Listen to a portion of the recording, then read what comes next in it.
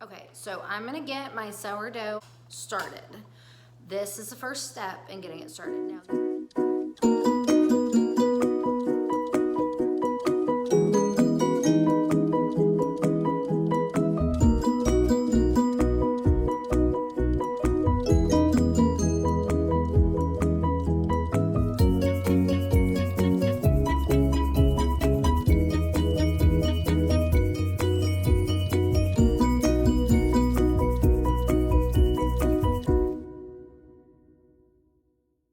so today I'm gonna take this starter that I fed yesterday and I am going to prime it. Priming it is basically I'm going to feed it and let it sit for 2 hours and get that ready to start baking with. So that is the first step.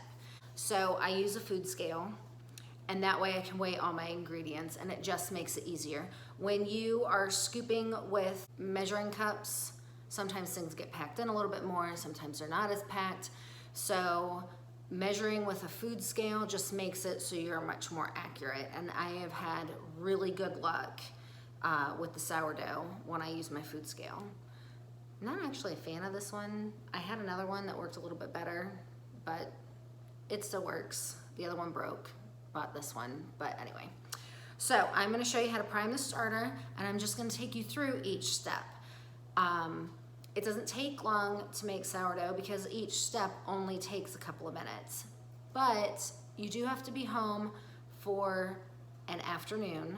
I usually start this process in the afternoon and then you need to be home the following morning to finish the baking. Okay, so first I'm gonna put the starter in. I put the bowl on and turn the scale on and that way the bowl doesn't weigh anything. On the scale. I'm gonna take my sourdough starter and I need 200 grams of the starter. So I am just gonna pour this in the bowl. I'm actually using almost all of the starter that is in the container, but that's okay because I will actually be adding some of this prime starter back into here. And even though there's not much starter left in that container, there is still enough that it keeps it going. So I have 200 grams of the starter in my bowl and put 160 grams of flour. For the flour, I'm just using all-purpose flour for the prime, and that's what I feed my starter with. Okay, 160. Now I'm going to add another 160 grams of water.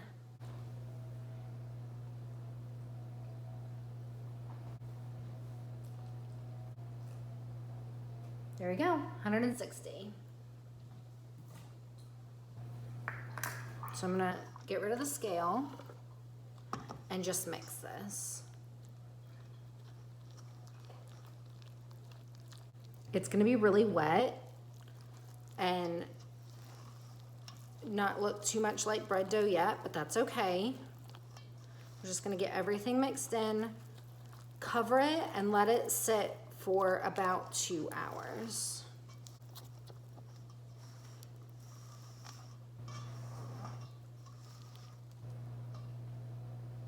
And of course, make sure your hands are really clean because you don't want to be adding any bad bacteria into the sourdough starter because that will go back into the container after it's sat. I'm going to cover it with a clean dish towel and it's going to sit for 2 hours. I'm also going to cover my sourdough starter again. I'll clean it up and put it in another jar. I don't always do that, but this one's starting to get kind of messy. So, but for right now, I'm just going to leave it in here.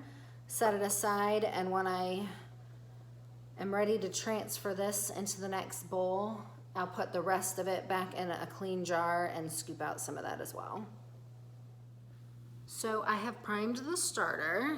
I'll show you what that looks like now. And so now I'm ready to add all my ingredients for the recipe. So I'm going to show you what that looks like. the really awesome thing about sourdough bread, other than the fact that it tastes amazing, is it is water, flour, and salt. That's it. Those are your 3 ingredients. So when you're buying bread from the store, there's a whole list of ingredients. And one of the reasons that I like this so much is because the ingredients is very low. And the other reason that I like it is because the souring of the grains, the flour, it actually helps break down some of the gluten, and it breaks down in the whole wheat flour, it breaks down the coating that's on the wheat to help protect it, so that our bodies are actually able to absorb more of the vitamins and the minerals from the whole wheat. Anyways, it makes the bread easier to digest. So I'm gonna go get the salt because I forgot that, and I will be right back to show you the recipe. Okay, so I am gonna turn my scale on. It is under my big white bowl here, and I am gonna add 400 grams of starter.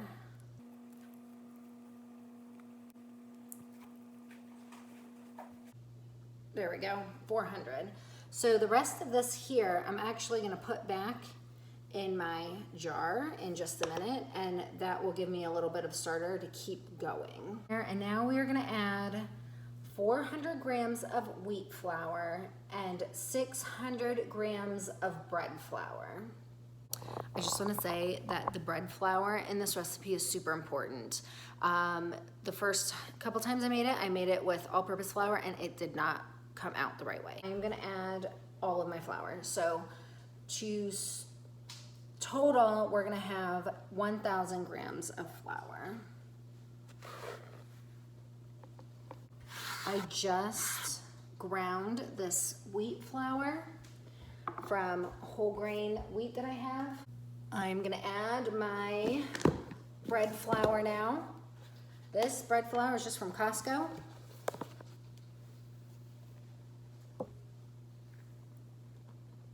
And somebody asked me how many cups of flour this much grams is or that much grams is. I don't actually know because this is how I measure it. There we go, 1,000 grams and 23 grams of salt.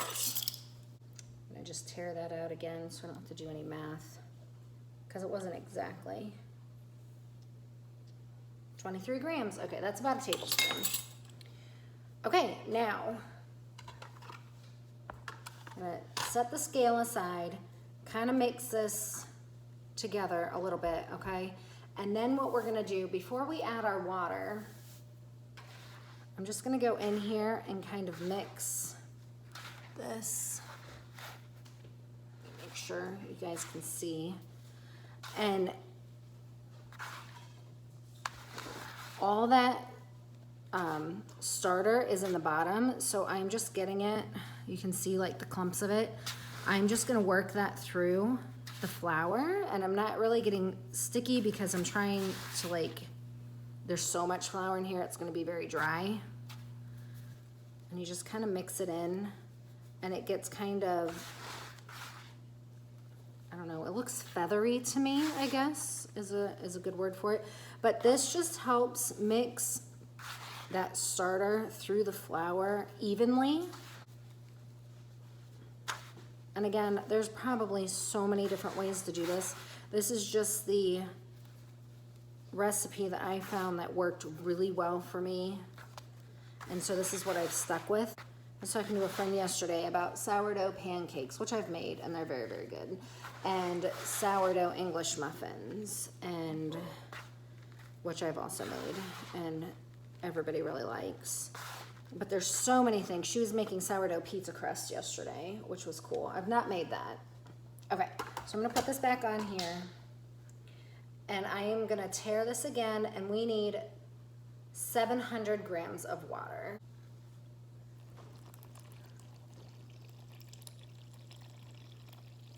Which again, I've never measured in cups.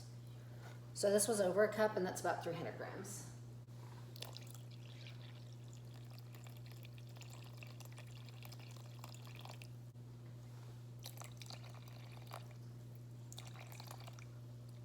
Okay, I'm gonna move the scale again.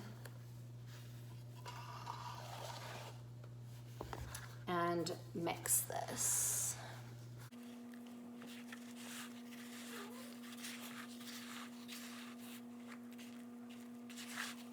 Now, this is gonna look really wet and it's gonna be really sticky, but it's amazing how the water will be absorbed, because we're gonna put this, after a couple of more steps, we're gonna put this in the refrigerator overnight, and it just gets to be where it's not sticky anymore and it's got a really good texture to it.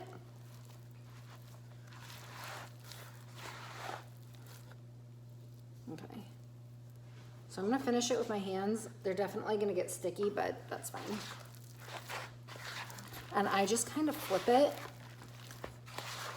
to mix, and you can see like I'm getting some dry stuff, and I just basically want to get all the dry incorporated into the dough.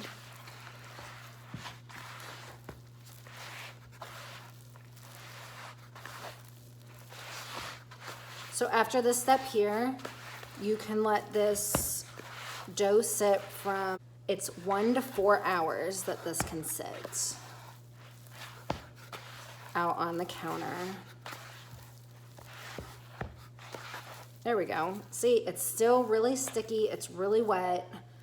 You're not gonna want to add more flour to it. You're gonna want to, but you don't want to. You're gonna be tempted to, but you're not gonna want to add more flour to this. Even though it's really sticky, my hands are a mess. Just wait and see. This is gonna be something that you can handle with your bare hands, and you're hardly gonna get any dough on you at all. So I'm gonna cover this with a clean towel, and I'm gonna leave it on the counter. I usually go the full 4 hours. So I've got a nice mess going on here. Try not to pay too much attention to that.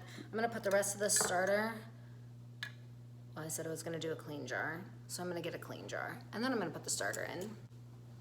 Okay, so I'm gonna actually split it between 2 wide mouth pint jars. I like the wide mouth because it's easier to get my spatula in. And the reason I'm doing 2 is because my sister-in-law wants some starter, and that is the beauty of this, because you have to feed it so often, it multiplies. That's why I usually will keep this in the refrigerator until I am ready to bake with it, and then bring it out 2 to 3 days before I bake so that I can feed it. Because otherwise you need to feed it every day. And in the beginning, if you start a starter from scratch, you really need to feed it twice a day. But because of that, it can grow. And there's a lot of different recipes to use up extra starter. That the bread is probably the hardest thing to get to make,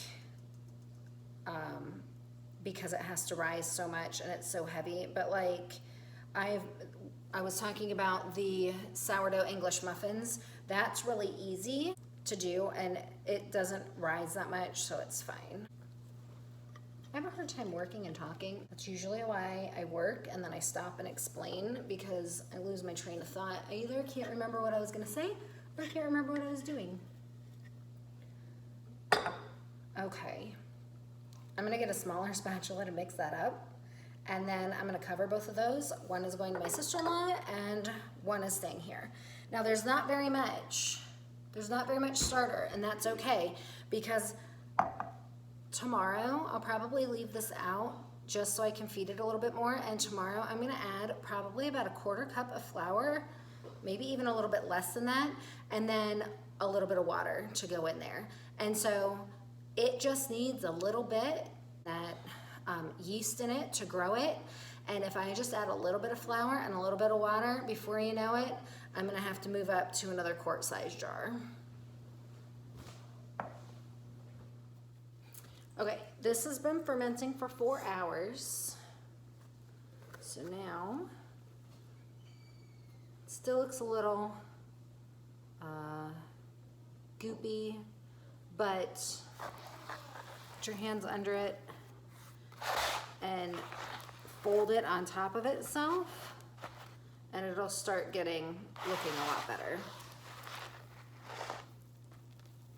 Okay, and I do this basically once on each side. Sometimes I do a couple more folds. This helps develop the gluten a little bit and gives it some structure. This is instead of kneading the dough.